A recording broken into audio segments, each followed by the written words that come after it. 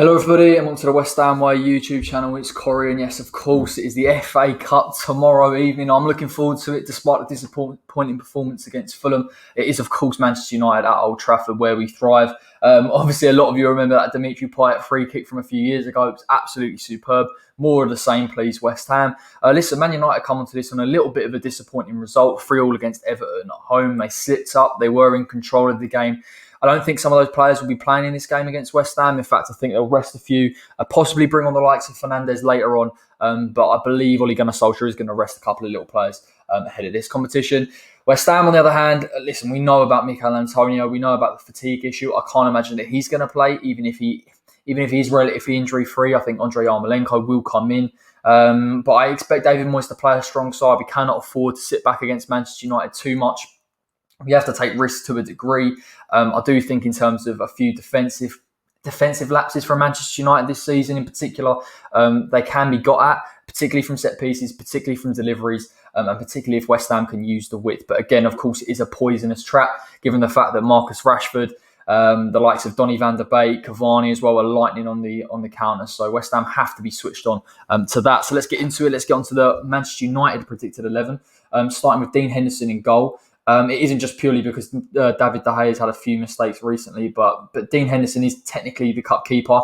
I like Dean Henderson, to be honest. I know he had that mistake against Sheffield United, but I think his distribution is phenomenal in terms of just the pure amount of sort of meters he can get on the ball. He's a fantastic shot stopper as well. I think it's not going to be helped, that Maguire and Lindelof aren't the most competent as centre-backs. I think they do get that protection from Wan-Bissaka, Luke Shaw, McTominay and Fred, like I believe they'll get tomorrow. But certainly, I think Henderson could get caught at times, particularly with the way that West Ham throw numbers into the box, put him off a little bit. You see Sheffield United as well earlier in the season. They were causing Manchester United a few issues from set pieces and delivery. So again, expect West Ham to put pressure on Dean Henderson. I'd like to see it in this game. And I do expect West Ham to test him at times. I'm not going to say we're going to sit here and press Manchester United the whole game. That's not exactly what I would like West Ham to do. But let's put him under a little bit of pressure here. Let's take a few opportunities, particularly with those two centre-backs, and hopefully West Ham can get the result. Right back, Aaron Wan-Bissaka. For me, he's one of the better right backs in terms of one-to-one positioning. I think actually even when he can get beat due to his position, he's got the pace and that tackling ability to get back and recover the ball. But going forward, he isn't as good as Luke Shaw. That's just my personal opinion. He plays a little bit inverted on that right-hand side. Doesn't really look to stretch the play. I don't think he's comfortable as well on the ball in terms of delivery. So again, I don't expect him to hurt West Ham too much down that left-hand side. Equally, if we play Pablo Fornals on the left-hand side, I think it's going to be a tough afternoon for him. If you're looking at an inverted player, a player that's going to come central against the Manchester United side that employs two defensive midfielders, it could be a tough afternoon. But again, maybe if Moyes wants to give a couple of issues down that left-hand side, possibly put Benrahma there. But I think because of Lingard's suspension, or at least in the cup competitions, we're going to see Benrahma in the 10 and Fornals on the left. But nonetheless, he's a fantastic player, Aaron Wan-Bissaka. He does need to protect Lindelof a lot of the time. He has got that athleticism to go and press out. I think the thing with these Manchester United fullbacks, it isn't their lack of ability or their athleticism in going out and trying to win the ball. In fact, Luke Shaw and Aaron Wan-Bissaka are probably the two of the better in the league at doing that. It's the fact that they've got two centre-backs that they need to protect at all times. And, I think Ole Gunnar Soljskaer is going to be aware of that, particularly if West Ham have that ball in that Manchester United final third. Right-hand side of the centre-back pairing will be Victor Lindelof, I believe. Could be Eric Bailly, maybe. I feel that Ole Gunnar Soljskaer is going to keep relatively the same team that he's had in the league and keep that Maguire-Lindelof partnership. I think Maguire in Lindelof even isn't the quickest on the ball. I think it's the positioning really between the two centre-backs that West Ham could look to utilise. I don't think we're helped at all by having Andre Yarmolenko. It changes the dynamic of the way we're going to play against Manchester United. But ideally, have someone with pace that could beat him in transition, that could sit in the shoulder of a Lindelof. Lindelof, for me, is happier in terms of progressing with the ball and bringing it out from the back. It doesn't mean positionally he's any better than Maguire. And ideally, you'd like West Ham to try and exploit that a little bit in this game, progress one of the midfielders in Souček, particularly in between the lines, and really hurt United and catch them out of position. So But Lindelof, to be honest, is a weak spot. And I think when Manchester United have Eric Bailly and Maguire at the back, they've got a player there with a bit of pace in Bailly. Maguire generally isn't too bad positionally. They're able to squeeze the player a little bit better. So possibly there'll be breaks in the defensive lines. They were against Liverpool in the last round of the FA Cup. So I'd like to see West Ham try and exploit that in this game. As explained, Maguire will come here on the left-hand side, which I always find a bit weird because, again, I know they're both right-footed, but particularly Maguire, I never feel that he's really composed on the ball. He does like to come out with the ball at times. To be fair to him, he has got a good passing range. He's got a decent switch pass on him. He's good in the air. It's the position for me. It's the position of both of these defenders in terms of whether they squeeze together and as a back four. Equally as well, I feel that communication between the two at times is a little bit off. One of them goes to try and press the ball and win it, and it doesn't really follow through in terms of closing down that space. So it does leave a few gaps open. You also look at Maguire in terms of pace as well. And if you can get Jarrod Bowen on that pitch, particularly on that right-hand side, he did test Maguire, to be fair, first half against Manchester United in the league. So you'd like him to get forward and progress. Again, if we'd had Michail and Antonio, it would be another element for West Ham to try and hurt these Manchester United centre-backs and pull them out of position and force them into mistakes. Naturally, of course, though, it is interesting how they play that high line at times with Maguire and Lindelof, knowing that they can get exploited, but they do have the two pivots in Fred and McTominay to protect them. So Ole Gunnar Soljskaer does know their weaknesses, and he does know that, of course, with the way that he plays the fullbacks, which would lead me on to a surprise performer for me this season, Luke Shaw at left back. I've been super impressed with him, and I've written him off as a football neutral for probably a little bit too long. You see him this season; he's 1-to-1. He's brilliant. He can play on the left side of a back three at times. In terms of him winning the ball, he's very, very competent at that. But equally, he does offer wide options when he gets forward alongside Marcus Rashford. He can get to the byline. He's got good delivery as well. Positionally, I like him. I think he goes to win the ball and he can link up play. He'll try and protect Maguire at times, and he does cover for Maguire a lot of the times when he's out of position. So he's a real important cog in that Manchester United defence. And I possibly think that, from what you hear from a lot of Manchester United fans, is that Tellez has given him that little bit of competition. And for me, I think Shaw is knocking on the door of an England call-up or even an England starting place, to be fair. Down that right-hand side, I think we're going to have Jarrod Bowen, and it's going to be a tough afternoon. It really, really is. It's particularly, I think in one way it's Manchester United's flaw that they create that narrow back four and they concede a lot of width. I equally think that the Bowen naturally coming on his left will suit the likes of Shaw and Maguire and playing into those central areas. So I would like to see Jarrod Bowen, if he isn't keeping the width that much, progressing Soufal, try and get him on the overlap, pull Luke Shaw out of position. And I do think that if West Ham can commit bodies forward and take that risk in the final third, there's no reason why we can't get chances on goal. And listen, like I said previously, Shaw and Aaron Wan-Bissaka are two really competent fullbacks. It's just the centre-backs for Manchester United that are causing them a couple of issues at the moment. And you can look at the past couple of goals they've conceded. It is from the centre-backs. And I know it's easy to say because they are in the defence. It's just the shape that I think as a neutral you'd be looking to try and exploit in this game. So I hope West Ham can do that.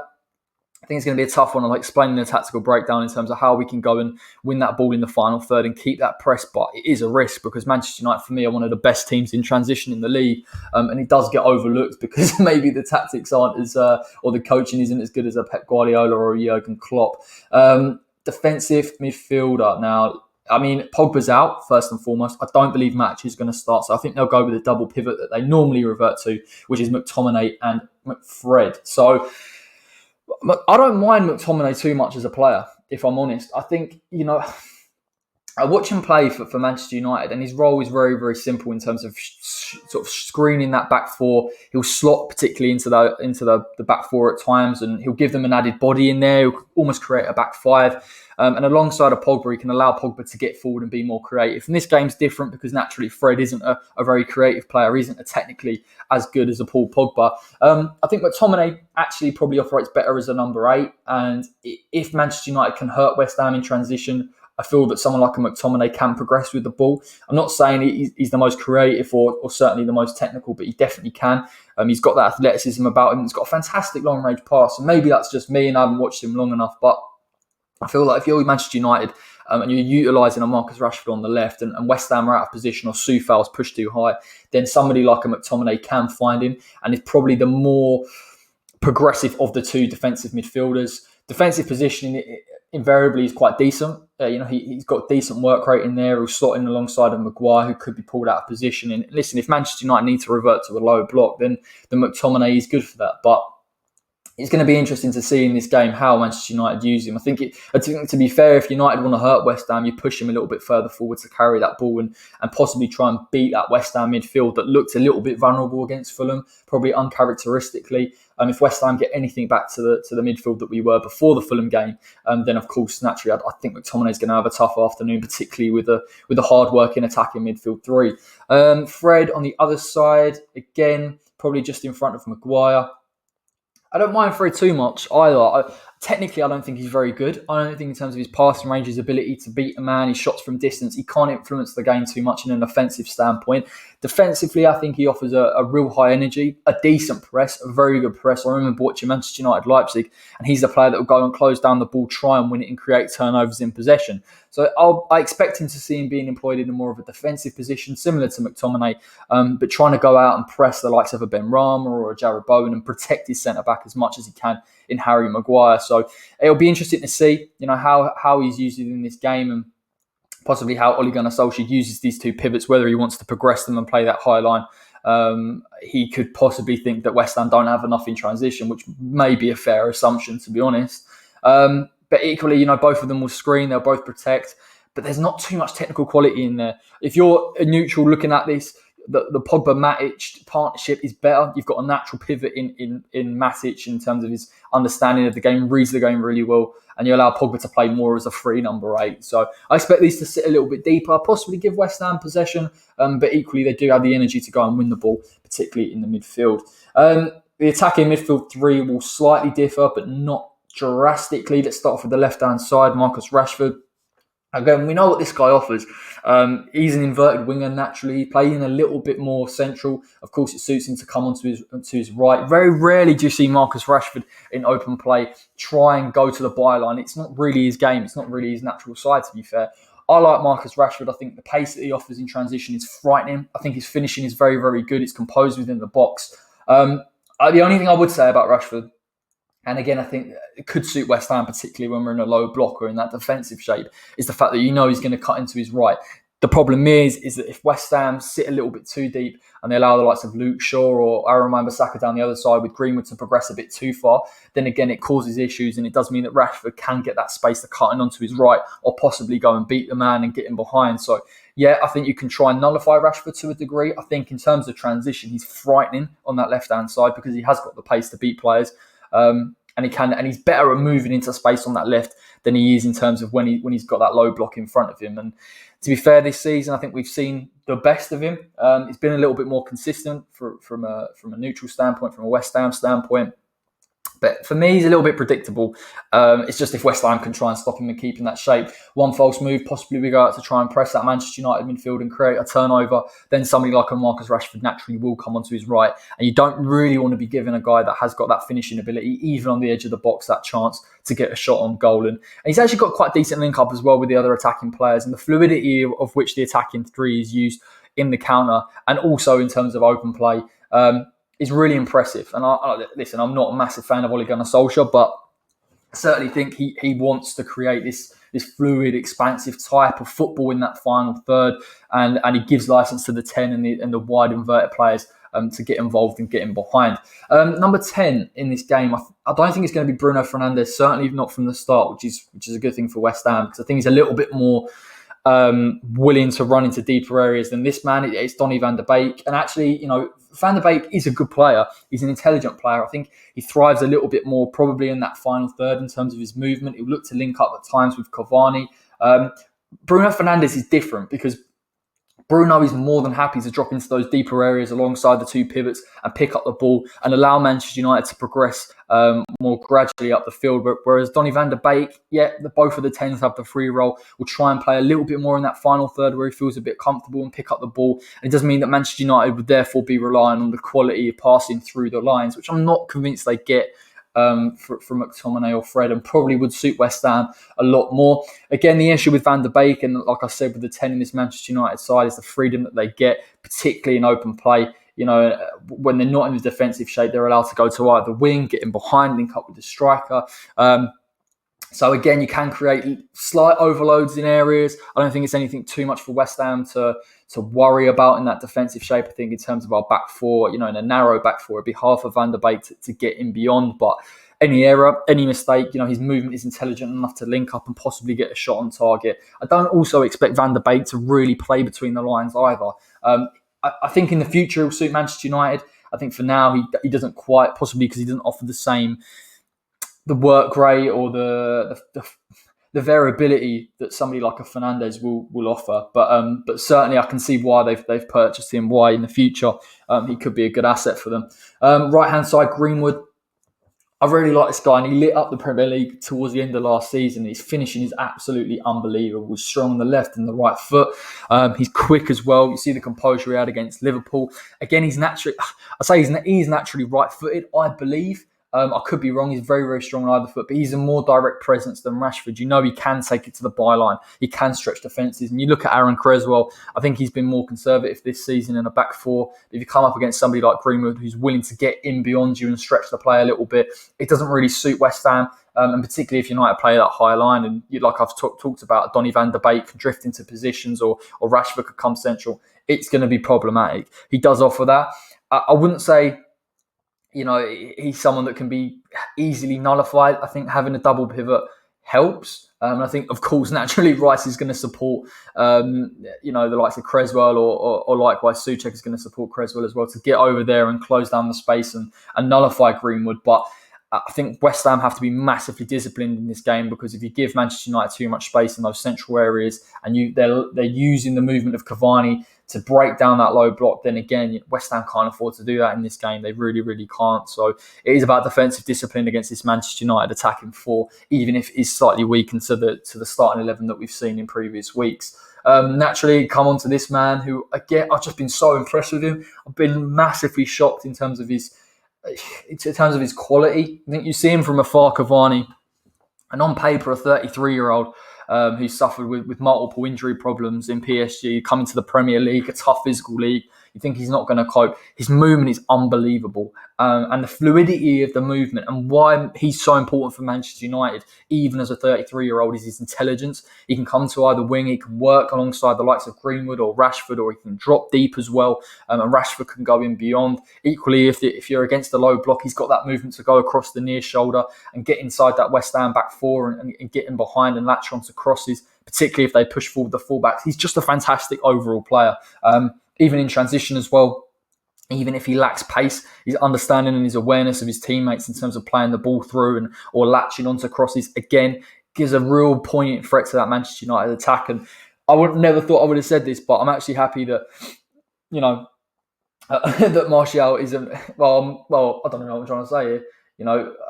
I'd be happier if Martial was playing to a degree, because I don't think Martial is the same player in the 9 role that Cavani is. And the different type of players. I think, Martial's naturally an inverted winger, loves to come off that left-hand side, but Cavani is a real number 9, a pedigree number 9, and it's going to be tough for West Ham to defend against him. I expect to see him on the shoulder. I really, really do. I think he'll be given a fluid role if West Ham are in that defensive shape. So just look out for him. He's fantastic in the air as well. He's got good finishing. He's an overall great player. And I don't want to give him too much credit because we're going to come up against him tomorrow night. But let's hope he has an off night and he misses a few sitters. But again, it's just all about discipline from the West Ham side of things. Of course, I'll talk about it in the tactical breakdown. But you cannot, particularly if Manchester United have got that high line against you, try and press out. You have to be aware of the space and the movement that he'll come into. And I'm not going to write off Dawson or Ogbonna because I think they've been fantastic this season, but they have to really understand how Cavani can play and the intelligence of Cavani. And West Ham, possibly even the Soufal or Cresswell, if they're tucked in, have to support that as well because of the movements that he makes. West Ham's lineup tomorrow night, I believe, will be very, very similar to Saturday to some degree. Now we know Thomas Souček is playing. Of course, we got that red card overturned, thankfully. It was a ridiculous red card. I'm glad that's out of the system, and not sure what they're going to do with Mike Dean now. I know he's received death threats, so again, wouldn't condone that or wish that on anybody, but certainly 2 bad decisions in the course of a week. I think Mike Dean's refereeing should be looked at. Other than that, I think Antonio doesn't play, and that's purely because of fatigue. Listen, we all knew it was coming, particularly with the transfer window and the lack of a natural striker. It does, of course, mean that Andrei Yarmolenko, at least in this game, will play the false nine. Changes the dynamic, changes tactically how West Ham have to play in order to hurt Manchester United, which I'm a little bit frustrated at. Even without Jesse Lingard, who I think's proven in terms of his movement in and around the striker and getting in beyond and linking up and playing between the lines, losing that in transition and losing that in open play is again a massive miss. So West Ham revert really to the side that we employed against Doncaster. I would imagine very, very similar. I think Fornals comes back in. I think Saib Rama plays in a 10 role instead of Lingard. It's going to be tough. It's going to be really, really tough to progress Yarmolenko far enough and to get him further enough up the pitch to get him behind a Maguire. West Ham will have to commit the midfield forward. There's absolutely no way that West Ham can get a result in this game if we don't. And we're going to have to push the fullbacks forward. And I think it's as simple as that. If we want to win it, other than that, if we want to sit in a low block for 90 minutes and take it to penalties, we can do that. Fornals and Bowen would be a decent choice, particularly on either side. We have to be more disciplined than Saturday. That was a poor performance defensively and in terms of trying to win possession back. So anyway, let's get on to the predicted 11 for West Ham United tomorrow. In goal, Lucas Fabianski. No surprises there. Again, the problem in this game, particularly in terms of movement from the front four, is going to put him under some serious pressure. I expect Cavani to run into those spaces in behind and really try and put Fabianski under a bit of pressure and ask questions of him in terms of whether to come out or whether to sit in his goal and close down the angle, or if you progress a Van der Beek alongside him. Again, there's another runner in there, so there'll be more questions posed in this game, whether Manchester United are in possession or in transition. But you back Fabianski, don't you? Fantastic shot stopper. Been really, really good this season. And you'd have to hope that he's switched on, because I can't imagine this West Ham back four is going to be able to deal and focus for 90 minutes in a defensive shape against this Manchester United side. They will try and break West Ham down. And Fabianski will be called upon at times. So, again, I would have him in goal for this game. I think Randolph might be injured. Obviously, we're going to have David Martin now, albeit he's a bit of a cult hero. It has to be our best goalkeeper in this game.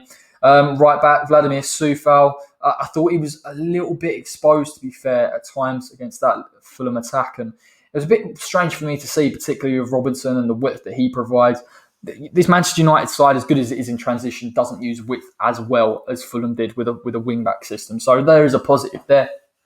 The issue will be if West Ham are in the low block and Luke Shaw gets in beyond Rashford. And Soufal, from what we've seen, to be fair to him, he's very good in the one-to-one position. He's quite decent as well. But if you're asking questions of him and creating an overlapping Shaw, you put him under massive pressure and you're pulling him out of position. So you're going to need a Declan Rice down that side to protect him and try and deal with Rashford and create turnovers.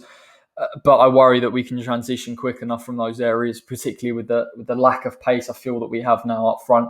That's a little bit negative. I think Soufal, to be fair, in terms of his attacking intent, has to get in beyond Jarrod Bowen. We have to try and pose a question of this Manchester United defence. And I think deliveries in this game will be crucial.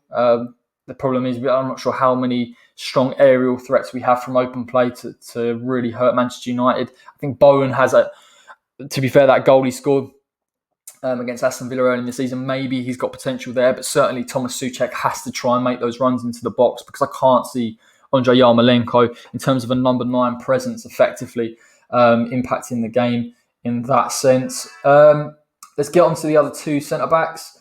I think we're going to have to stick with the same. I wouldn't change it really. I'm not sure this is the time to start chopping and changing who we play in those centre-backs positions. Craig Dawson on the right-hand side, as ever. Listen, we know he's strong in the air. We really, really do.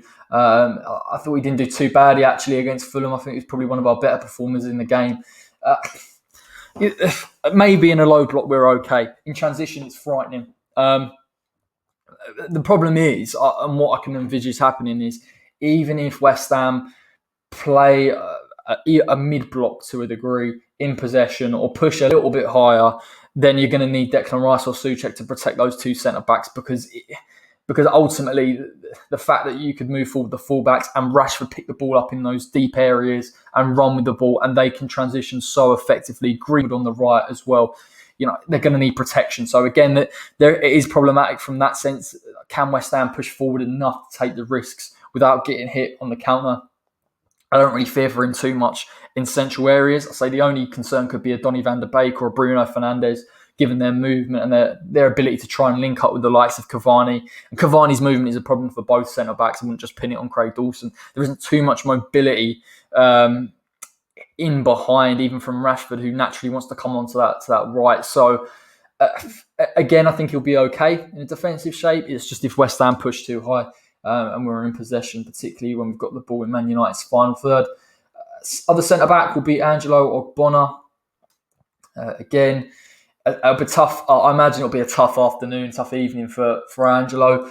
You look at Manchester United, I think the difference, particularly on that right-hand side, is Greenwood and the unpredictability of Greenwood. And actually, Greenwood got that goal against West Ham last season in that 1-1 draw at Old Trafford. And the problem is with Greenwood, he's so unpredictable on left or right. And he's got pace and he's got genuine ability to beat a man, that it's going to cause Ogbonna issues in terms of whether to go and press him, whether to sit back. And equally, the fact that he has to sit back alongside of Craig Dawson to protect him a little bit from Man United creating overloads and Cavani's movement is such a tough task because of the attacking four and the fluidity of it. But he has to be disciplined in this game. I think aerially he'll be fine, to be honest. Man United aren't really that strong in the air. I know Maguire's good from set pieces. Maybe a concern because of the way that we zonally mark in those set piece phases of play that Maguire could get free and he's not marked by an Angelo. But I think West Ham have got enough in a low block to deal with it. But again, the midfield is going to have to work so hard to keep that back four in shape.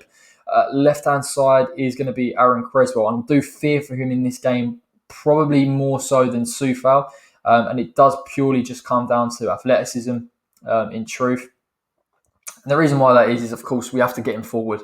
West Ham have to stretch the play against Manchester United at times. And the problem with particularly that side of things is the fact that on that side you've got Aaron Wan-Bissaka. Now, Aaron Wan-Bissaka will naturally tuck in, no doubt about it. But it's up to West Ham to try and stretch that play and allow a Thomas Souček to run in behind and try and break that line and try and break that sort of the lack of organisation between Lindelof and Maguire. Problem is, if Manchester United transition and if you ever watch Manchester United play, particularly with the pivots and particularly with what I saw against Liverpool, Pogba wasn't trying to tuck in with the defence. We've seen it a couple of times this season with John McGinn and Douglas Luiz will drop in with the defence to create a real solid block. But Manchester United are aware, particularly in transition, that they can kill teams. They can absolutely kill off teams. That's why you see Greenwood and Rashford in inverted positions, not even really tucking in and protecting the wide areas, because they feel that if they can get a breakdown in play, that they can hurt teams. You worry about Aaron Creswell. I know he's got fantastic delivery, and we could use that, particularly in the final third. But even with protection from four-nails, it doesn't negate the fact that in transition, United could exploit that space. So I'm a little bit concerned, possibly if we have to go and press Man United or at least progress with the ball a little bit more in the game, that he could be exploited down that right-hand side with somebody like a Greenwood. And also they can switch wings as well, I mentioned, but obviously Rashford and Greenwood can switch the wings between the two, and you'd worry that if Rashford, even on his right foot, getting to the byline, he's going to cause Creswell a lot of issues. Defensive midfield, again, I think we have to pick our strongest team here. So I'm going to go right-hand side, will be Declan Rice, of course. It's tough, and it's going to be such a tough game for Declan. I think and I said in the previous Premier League preview for it, that he has to be defensively disciplined. I know that he is, but a couple of times this season we've seen him progress with the ball a little bit more, and we've had to in games we've had to try and win that midfield. You worry coming up against the Manchester United midfield where they're going to create overloads at times. They've got fluidity. They'll move between positions. They'll try and stretch that West Ham back four. The Declan could be pulled out of position. And you even look for that first Manchester United goal last time. Again, when Declan presses, or even Souček and Declan press, they leave the space in behind. And it's such an issue to a degree having a midfield too and pressing as a front, because you can create and leave that space in behind. So I expect him to sit a little bit deeper, protect the back four. I think that's really, really important. But I think at times he could be called in to protect the likes of Creswell or a Soufal, but I can't see him being asked to press Manchester United. The only benefit in this game, without them having pulled Pogba from a deep line position, is that they can't really hurt us from the defensive midfield too, even with the high line. I personally don't believe they've got the passing range or the ability to play between the lines. And I think that suits West Ham. It means that Declan doesn't have to necessarily go and try and win the ball in turnover and transition. And I wouldn't ask him to do so either. I think he's going to have to protect two centre-backs. I think as well, particularly with the lack of a number 9 that can run in behind like a Michail Antonio, or even an aerial presence, that for me, Andrei Yarmolenko lacks. Souček's going to have to get forward at times if West Ham are going to break that line. So Declan Rice will have to sit in this game for me. It will be a real sturdy defensive performance from him, and I expect that to see tomorrow evening. Souček, again, as I've already explained, in terms of his offensive ability, it's so important. And if we didn't have him in this game, I'd be sitting here saying I'm not convinced West Ham can get anything from it, because Noble, as much as a legend he's been for West Ham, doesn't offer nearly as much in nearly every aspect as Souček. I think the athleticism to get back is important. The work rate's fantastic. I think what we saw when we had Lingard in the 10, he's playing more of a natural number 8. I think that suits him more, making late runs, getting into the box. If West Ham have possession on Manchester United's final third and we've pushed them back enough, and that's a big ask because I don't think Moyes is going to play a high line against a Manchester United side that can kill teams in transition, then, he's going to have to... We just need him to break the line. He has to just make and break the line, and West Ham have to commit fullbacks forward. We're not going to keep the width in Fornals and Bowen because they're inverted wingers. They're essentially always going to come in central. And because we don't have that directness on those kind of wide attacking midfield areas, then Souček realistically is the only way that he's going to benefit from anything is if we get deliveries in from the fullbacks. So I'm not saying it's impossible. For me, he's our biggest attacking threat in this game. I think it's going to be one of those games where he has to commit himself forward. I'm sure he will. And we're just going to have to take a chance at times. Depends on what Moyes wants to play. If he wants to sit back in a low block against Man United, possibly you frustrate them. I'm not convinced you do it for 90 or 120 minutes. But if he takes his chances and he can get Souček forward, and then maybe we can go back into a low block, maybe West Ham get a result in this game. But he has to break the lines, particularly if West Ham can try and force Maguire and Lindelof out of position. You've also got to remember, if you introduce the fullbacks into play, you're asking Aaron Wan-Bissaka and Lindelof, and it's a very lazy squeeze from a Manchester United back four that will allow Souček to get some space in on goal. Let's talk about the attacking element of this West Ham side, starting with this man on the left, Pablo Fornals. We didn't see him in the last game, and if we did, I can't remember because he's been absent from really 2 games, and it's a bit of a shame, really, because I know people are torn on what Pablo Fornals offers to the side or whether he's effective, but the reality is his work rate's phenomenal. In an attacking sense in this game, like I said, him versus Aaron Wan-Bissaka is a bit of a mismatch. If I'm honest, he's not going to beat him. I don't even think we're going to have a man for him to necessarily link up in behind, which would be the frustration. I think defensively, he could possibly protect Creswell a little bit from Mason Greenwood, particularly from deep areas. We are going to need that in this game. If we can create a turnover in possession, then we're going to have to throw men forward in terms of Jarrod Bowen, in terms of Thomas Souček. We will have to progress that midfield high because Yarmolenko cannot transition from deep. And West Ham will have to push up as a side, or at least commit 3-4 men forward on the counter. So, but Fornals for me won't be part of that. He lacks the pace in terms of being able to hurt them offensively. I think his work rate could be important defensively. I think he's got good defensive awareness for an attacking midfielder, if I'm honest. It's massively underrated. But having said that, you never know. Breakdowns in possession. If West Ham, particularly from a set piece, Fornals has that knack of finding space in central areas. It's just the quality of finishing that West Ham could need. So you never can write Fornals off in an attacking sense, but in terms of open play and his ability to stretch things, it's going to be a tough afternoon, tough evening for him. Of course, the number 10. Listen, Lingard's not playing, obviously, because he's cup tied essentially, or whatever it is, ineligible. Ben Rama will come into the 10 role. Listen, I think the important thing to remember about Benny is he does offer decent work rate in that 10 position. It's going to be tough against Fred and McTominay, and the reason I say that is because of the press they'll employ. As good as Benny is in terms of beating a man one-on-one, maybe he can beat that Manchester United high line. But he needs winning runners forward. I think Ben Rama's got fantastic vision and great technical ability in terms of beating a man and linking up play. But if he doesn't have winning runners forward, then Ben Rama's influence on the game wanes a little bit. He just can't affect the game in terms of that attacking final third. And you feel that even if Manchester United or West Ham do have the ball in that Man United final third and we're trying to get crosses in, Benrahma's ability to influence it there, I'm not sure he can. It'll be a tough afternoon for him, particularly against the double pivot in Fred and McTominay. And we know how intense that press is from Fred as well. Could frustrate him, or you could beat him. And that would be an interesting conundrum. If West Ham do have the ball, we press a bit higher. If Benrahma can beat Fred or McTominay, and he has the technical ability to do so, ask a question of somebody like a Maguire or Lindelof. And if Yarma can demonstrate some kind of movement in behind, or he's playing off the shoulder, then maybe West Ham can get that chance in on goal. But we're talking about really, really clutch moments in this game. I think, to be honest, his work rate, I'd like to see him be pushing up against Fred and McTominay, trying to win the ball. I'm asking a job of a player that's not his role to do. That's not his characteristic or where his strength lies, but will be important if West Ham can get any turnovers in play.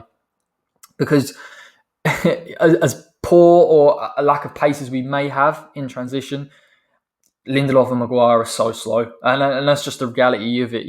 I think poor positionally, but in terms of pace, if West Ham can release Jarrod Bowen or get Souček forward, we will get a chance in this game. But we'll have to withstand a lot of pressure from this Manchester United side. Right-hand side, Jarrod Bowen, as I explained. I think Bowen had a real poor game last time out, and I've always been one to really give him a bit of a pass because of his work rate defensively and how good he is and how effective he can be and ball carrying. And, there's so many facets to this game that West Ham rely on. I think we'll need him defensively in this game. He went a little bit missing against Fulham. It's probably the poorest game I've seen from Jarrod Bowen. And that's incredibly harsh on a player that's been so consistent for us. But if he's anything like he was prior to that Fulham game, then of course he's a massive asset. I think that battle between him and Shaw will be problematic for West Ham because I feel like Shaw is a fantastic defender, can push on him, can press him. He's very good in the one-on-one, can make it difficult for Jarrod Bowen. But it doesn't mean that particularly, like I've said in that counter-attack, if he can isolate Maguire and it's a foot race between him and Jarrod Bowen, then surely, of course, he can beat him for pace and get him behind. The question then, of course, is what's his quality in terms of that final ball? Because he has lacked a little bit, this season at times where he's needed that composure in front of goal. And West Ham might not get too many opportunities in this game to get him behind that Manchester United defence. So Bowen's decisiveness and the quality of his decision-making in this instance is going to be crucial for West Ham. I'd like to see him get to the byline as well. If we do have that pressure on Manchester United with that ball in the final third, just get to the byline, cause them problems, try and get him behind, force McTominay to try and slip in between those two centre-backs to give him protection, because it will give Benrahma a little bit of space, or possibly Souček, or even a Declan Rice moving into that position. There are a few moments in this game that West Ham can capitalise on, but West Ham have to commit men forward and use mobility to stretch them out of play. And Bowen is really the guy to do that because of the nature of the player that he is. Now, centre forward... probably not what everyone would want, but nonetheless is what will happen for me. Andrei Yarmolenko. I can't get excited about Andrei Yarmolenko, to be honest. As a player, I think he does offer commitment. I don't think as a player he's non-committal to what his role is within the side. When he plays on the right-hand side, he does try and track back. It's just a lack of pace. That's really hurt West Ham at times, and I think he takes too many touches. I think that's a problem as well. I think he's not decisive enough. He tries to hold up the play. His reliance on that left foot, from a right-hand perspective, is problematic. As a 9, maybe it's different. He showed okay movement against Doncaster, to be fair, and then Doncaster played the low block, so I guess to a degree he has got that attacking intelligence. I think technically he is a good football player. He's got a wand of a left foot. You can't deny that, but it's just what it does for this West Ham side. It's just the way that we play. If we were a real high press or a possession-based side that kept the ball in and around that box, then maybe I'd sit here and say Yarma can get a chance and latch onto it. The problem is the transition. I don't think Yarmolenko can do it, to be honest. I think his role within this game, West Ham have to commit bodies forward in a Jarrod Bowen or a Thomas Souček. Use the athleticism of those players. Even Fornals' intention to get forward. If West Ham can beat that Manchester United high line, I can imagine someone like a Yarmolenko dropping deep and introducing the midfield. It's what we did against Doncaster. It is a blueprint of how West Ham would have to play with Andrei Yarmolenko in the side. And then, of course, he detracts in the way that he's not brilliant aerially. I think the problems in terms of deliveries, you have to commit a Souček forward if Manchester United are in that defensive shape. Is he decisive enough, particularly if we've got that press on Man United? If he loses the ball, can they transition and hurt West Ham? These are problems that I think Andrei Yarmolenko poses. Listen, I'm fully behind him. Obviously, if I'm fully behind him. He's a West Ham player. I'm not going to sit here and slate him. I just think it affects the way we play, and I do worry about it a little bit. It does mean we'll have to push the midfield forward, and we'll have to take risks. And possibly Man United will dominate the midfield at times because we'll have to throw forward our attacking midfield players, and we can't transition as a whole. And it's a little bit of a shame, I think, because I think West Ham, after that Aston Villa game, showed us a new blueprint, a new tactic, something that we can all get behind. And fatigue really showed on Saturday, and we couldn't employ that to the same degree. But it's exciting going forward from that angle, from the Yarmolenko angle. He just has to be decisive. If he's in those positions where he's won the ball in higher areas, keep hold of the ball, be economical with it. Just don't lose the ball. Because that's what Manchester United thrive off of. They want West Ham to be wasteful in possession, or they want to create turnovers, and they'll press a McTominay or a Fred that will try and win the ball against Yarmolenko, and he'll inevitably lose it. And I think West Ham cannot afford to do that, particularly if we commit a Souček forward, because then you're asking Declan Rice to protect his centre backs and his full backs, and you're asking too many questions of that West Ham defence. We've just got to play. We have to be defensively solid, and I think obviously the attacking midfield players have to protect the fullbacks in terms of drawing them out of position. We have to create a very narrow, disciplined back four that has to deal with overloads and movement in behind, and that can just sit back a little bit and deal with somebody like a Cavani. It will inevitably get worse when Bruno Fernandes comes on, and then we just have to create turnovers and transition very, very quickly and commit men forward. And we have to be decisive and clinical. I'm not sure West Ham will get too many chances in this game, but we have to take them, absolutely. Take the one chance in this game, and then if you want to sit in the low block, go for it. And maybe we can frustrate Manchester United at Old Trafford and get a shock win. But we have to be clinical. Set pieces, as I'll touch on, I think they're massively important. I think Manchester United really, really struggle from set pieces. They can't deal with second balls. They struggle with movement in the near post. I think West Ham, despite not having somebody like a Michail Antonio, still thrive on the set piece deliveries. Again, Craig Dawson, Angelo Ogbonna, Declan Rice, Thomas Souček, of course, the deliveries as well from Creswell. We've got some real quality in our side, and maybe that'll be the changer in it. The dangerous thing about this game is if it's 0-0, because I think fans in general will expect West Ham to go for it, and I don't think Moyes is going to go for it in a 0-0. So we have to get a goal at a point from a set piece, or just taking a chance on a transition, and then we'll sit back. This isn't going to be, for me, an interesting game. But maybe we'll be surprised. Maybe Moyes will go for it a little bit. But he's taking the cup seriously. We know that in terms of his team selection. We know that in terms of what he said. Let's hope he takes it seriously tomorrow. And I think he'll put out that team, the strongest team that he can put out given the circumstances. Let's give it a go. Do you know what I mean? I would love West Ham to go and beat Man United in the FA Cup. It is a task, 100%. It's very, very difficult. But if Manchester United have an off day, then there's a few lapses in concentration at the back, and West Ham take a few risks. There's no reason why we can't get that shock result at Old Trafford. Score prediction. Oh God, do you know what? I'm not sure we're going to win this. I think it'll be a 2-1 Man United win. I think we can get a goal from the set piece, as I've explained. I think we'll get one set piece in the game. It might be a consolation, but you never know. I think it'd be lovely for West Ham to get that goal early.